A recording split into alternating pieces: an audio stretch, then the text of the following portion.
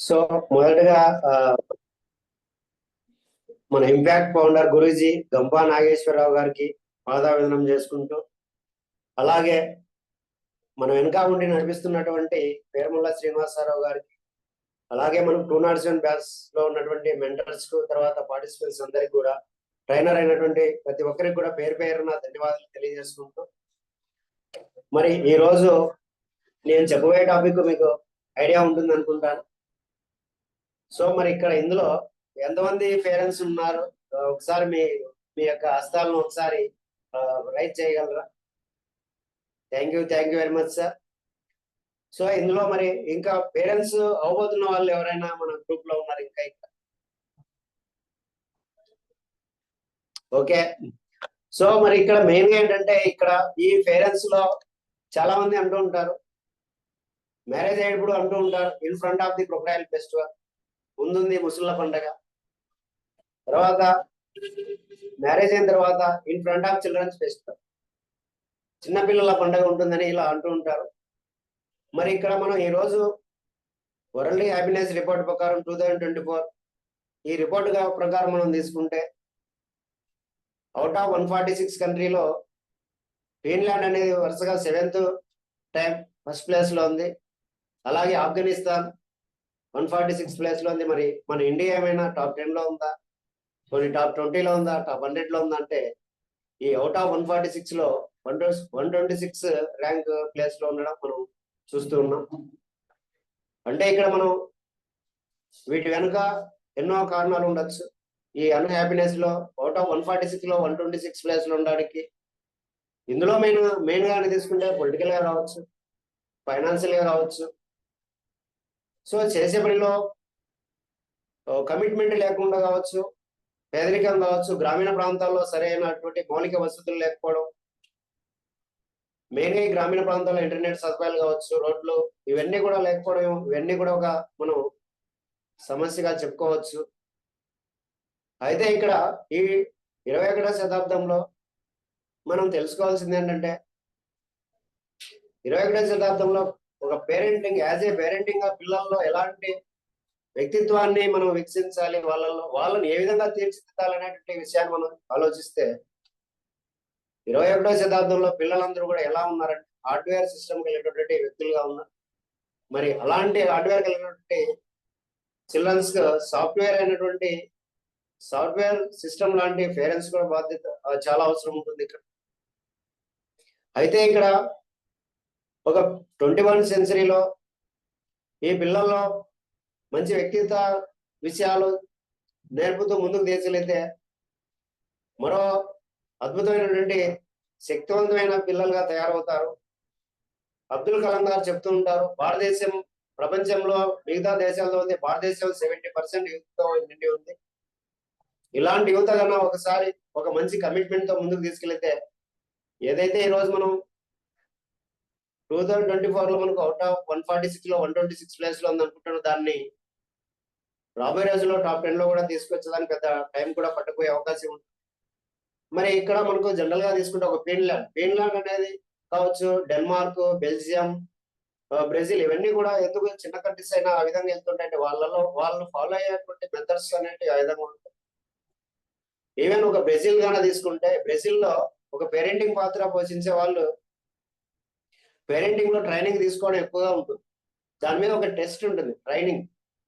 So ఆ test లో pass అయితేనే అక్కడ వాళ్ళకు పేరెంటింగ్ లో అనేది ఒక అవకాశం అనేది ఉంటుంది.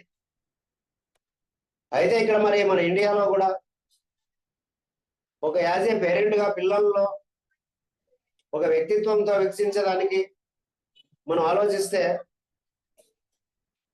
పేరెంటింగ్ లో కొన్ని ఇక్కడ మనకు చాలా సవాళ్ళతో, బ్రహ్మదేవం తర్వాత రెండవ ఏంటంటే ఇక్కడ పేరెంటింగ్ లో ఉన్నటువంటి శిక్షణ అనేది అంత అద్భుతంగా ఉండాల్సి ఉంటుంది. ఇక్కడ మనం ఒకటే గుర్తుపెట్టుకోవాలి, పేరెంట్ అంటే జీవితాంతం మనం ఏ విధంగా అయితే ఒక ఇంట్లో ఉన్నప్పుడు రెంట్ కడుతూ ఆ విధంగా ముందుకెళ్తుంటాం, ఈ విధంగా పేరెంట్. పిల్లలు మనతో ఉన్నంతసేపు వాళ్ళకు రెంట్ కట్టిన విధంగా, అంటే వాళ్ళకు సపోర్ట్ ఇస్తూ ఆ విధంగా వాళ్ళను మంచి వ్యక్తులుగా తీర్చిదిద్దాల్సిన బాధ్యత ఒక ప్రతి తల్లిదండ్రికి ఉంటుంది. కాబట్టి చాలా మంది ఇక్కడ పేరెంట్స్ నుంచి వచ్చేటువంటి ఒత్తిళ్ళు ఏంటంటే, మా పిల్లలు మా మాట వినలేదు, అంటే వాళ్ళలో ఆహారపు అలవాట్లు కావచ్చు, చాలా హైలీ ఎక్స్పెక్టేషన్స్ ఉంటాయి, వస్త్రధారణ కావచ్చు. ఈ రోజు కన్నా మనం తీసుకుంటే వాళ్ళు చేసుకున్నట్టు ఈ కటింగ్ హెయిర్ స్టైల్ కావచ్చు, ఇవన్నీ కన్నా తీసుకుంటే ఎంతో హైలీ థింకింగ్ తో ఉండడం అనేది మనం జనరల్ గా ఇక్కడ ఒక ఒక టీచర్ గా స్కూల్లో చాలా ఇలాంటి విషయాలు ఫేస్ చేస్తూ ఉంటాం. అయితే ఈ పేరెంటింగ్ శిక్షణలో మెయిన్ గా ఏంటంటే, ఒక యాజ్ ఏ పేరెంట్ గా మనం నేటి పిల్లలే రేపటి పౌరులు అంటాం. పండిత్ జవహర్లాల్ నెహ్రూ గారు అన్నట్టు ఈ రోజు పిల్లలే నేటి సమాజానికి భావి భారత పౌరులు.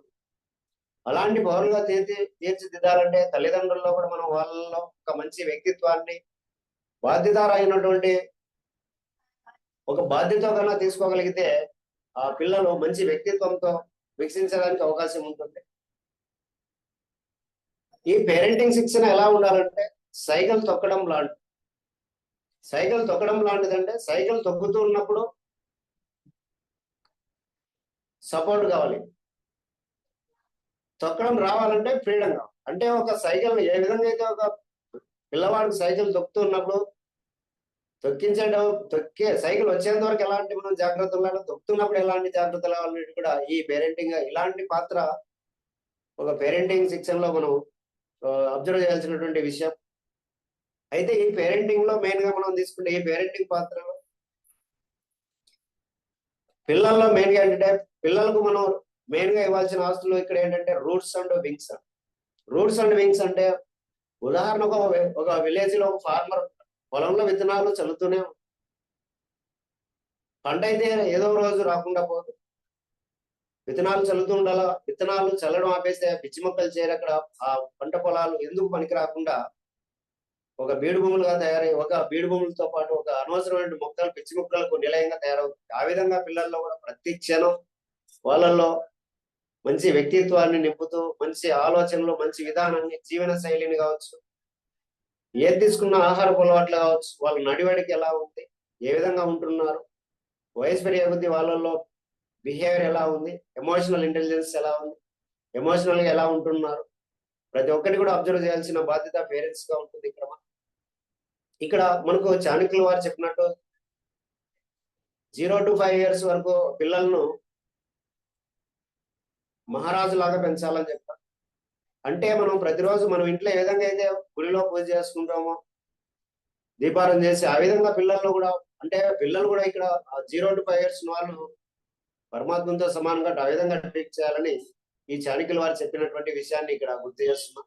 అలాగే 6 years to 14 years వాళ్ళకు యువరాజు లాగా పెంచాలని చెప్పి, యువరాజు లాగా అంటే వాళ్ళకు ఆ ఏజ్ లో కొంచెం ప్రతి క్షణం వాళ్ళకు తర్ఫీదు ఇస్తూ ఉండాలి. తర్వాత 14 నుంచి 21 years వరకు ఒక మిత్రుడిగా, ఒక స్నేహభావంగా ఉంటూ వాళ్ళకు ప్రతి విషయంలో ట్రైనప్ ఇస్తూ ముందుకు తీసుకెళ్లాల్సిన బాధ్యత మనం ఇక్కడ జాగ్రత్తగా సునిశ్చితంగా పరిశీలించాల్సినటువంటి ఆస్కారం ఉంది. ఈ రోజు కన్నా మనం తీసుకుంటే బిజీ లైఫ్ కారణంగా వైఫ్ అండ్ హస్బెండ్ కావచ్చు, ఇద్దరు జాబ్ లో చేస్తూ ఉన్నప్పుడు ఏమవుతుందంటే వాళ్ళల్లో పిల్లల్లో అంటే పిల్లలతో గడిపే సమయం అనేది తగ్గిపోతుంది చాలా మంది ఇళ్లలో.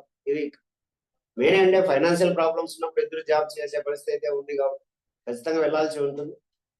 అయితే పిల్లలతో కనీసం మినిమం పర్ డే 1 hour అన్న వాళ్ళతో కలుపుకోలుగా ఉంటూ వాళ్ళ అవసరాలు ఏంటి, ఒక పిల్లవాడు స్కూల్ నుంచి ఇంటికి వస్తానే ఈ రోజు ఏం చేసావు, ఎలా ఉన్నావు, స్కూల్లో ఏం నేర్చుకున్నావు, దగ్గరికి తీసుకొని బాగా మంచి మంచి విషయాలు, ఏం చేసావు, అక్కడ ఏం జరిగింది అనే విషయాలు తెలియజేసుకుంటూ, రాత్రి పడుకునే ముందు ఒక మంచి కథలు కానీ ఇలాంటి చెప్తుంటే వాళ్ళలో బాగా కనెక్ట్ అయ్యేదానికి ఎక్కువగా అవకాశం ఉంటుంది.